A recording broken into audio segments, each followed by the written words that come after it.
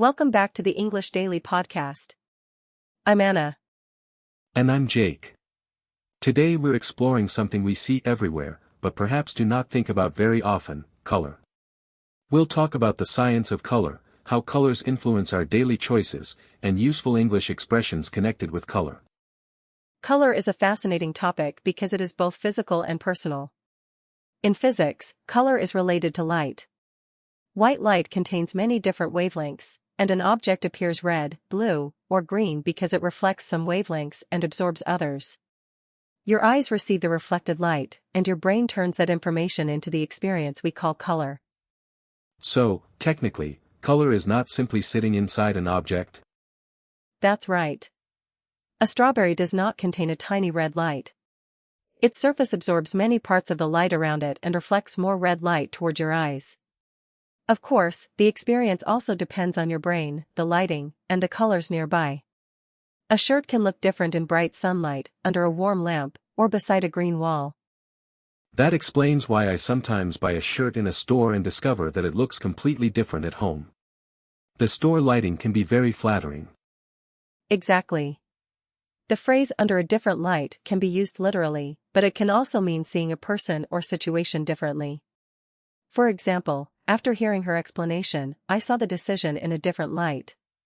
It means your opinion changed because you gained new information. That's a useful expression. Let's look at another everyday example: traffic lights.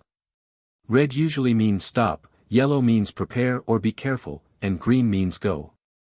Why did these colors become so important? There are practical reasons. Red has a long wavelength, so it can often be seen from a greater distance, even through dust or light rain. It was also traditionally connected with danger and warning. Green was associated with safety, and yellow is highly visible. Still, color meanings are not universal. In some cultures, white represents celebration, while in others it may be connected with mourning. So we should be careful when we assume that a color has one meaning everywhere. Yes. Culture, history, religion, fashion, and personal experience all matter. Blue is often described as calm or trustworthy in advertising, but it can also suggest sadness. In English, if someone says they are feeling blue, they mean they feel sad. If a person is green with envy, they are extremely jealous. And if you are in the red, you owe money or have a financial loss. I like how English uses color to describe emotions and situations.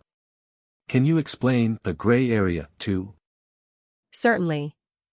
A gray area is a situation that is not clearly right or wrong, legal or illegal, or true or false. Imagine a workplace rule that does not say whether you can work from a cafe. If the answer is unclear, that may be a gray area. We also say to see red, meaning to become very angry, and to have a green thumb, meaning to be good at growing plants. I definitely do not have a green thumb. My plants survive mainly through luck. But color does more than give us expressions. It can influence how a place feels. Restaurants often use warm colors such as red, orange, and yellow. These colors can make a room feel energetic and may even encourage people to eat quickly. That is one reason fast food restaurants often have bright, warm colors. They want to appear lively and welcoming, and they may want tables to turn over quickly. On the other hand, many offices and hospitals use blue or green because those colors can feel calm and clean. However, we should not exaggerate the science. Color psychology is useful, but it is not a magic formula. People do not all react in exactly the same way. That's an important tip for English learners too: be careful with strong claims. Instead of saying, blue always makes everyone calm, we can say, blue can create a calm atmosphere for many people. Excellent point. Can, may, and often help us express possibility instead of certainty. The word atmosphere means the general feeling of a place. You might say, the cafe has a relaxed atmosphere, or the bright lights create a busy atmosphere. Let's talk about color and learning.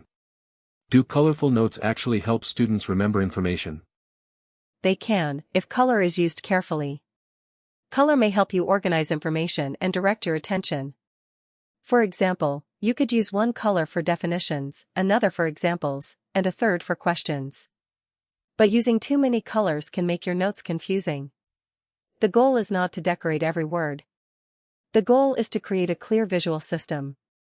So a simple system is better than a rainbow explosion. Usually, yes. You can also combine color with other signals, such as bold text, symbols, or underlining. This is important for accessibility. Some people have color vision differences and cannot easily distinguish certain reds and greens. If a chart uses only color to show two categories, those readers may miss important information. Good design includes labels, patterns, or shapes as well. That is a practical lesson. When we make a presentation, we should not say, "The items in green are important," without adding a label or another clue. Exactly. Clear communication should work for as many people as possible. Another design principle is contrast. Contrast means a noticeable difference between two things, such as light and dark. Black text on a white background usually has strong contrast and is easy to read. Light gray text on a white background may look stylish, but it can be tiring. I have seen that on websites.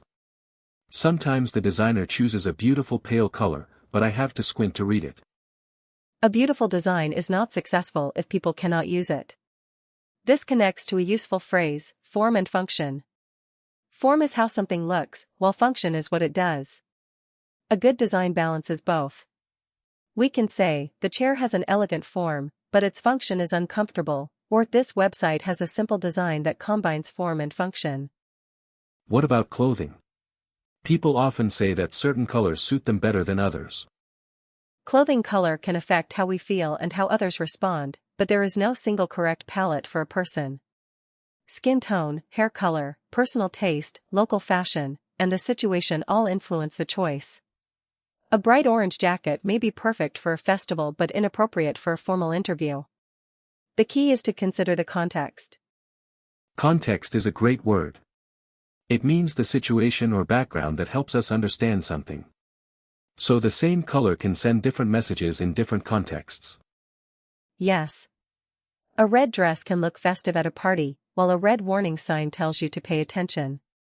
Color is also connected with memory. Many people remember an image, logo, or place because of its distinctive colors. Businesses use this fact in branding. If a company consistently uses the same colors, customers may recognize it more quickly.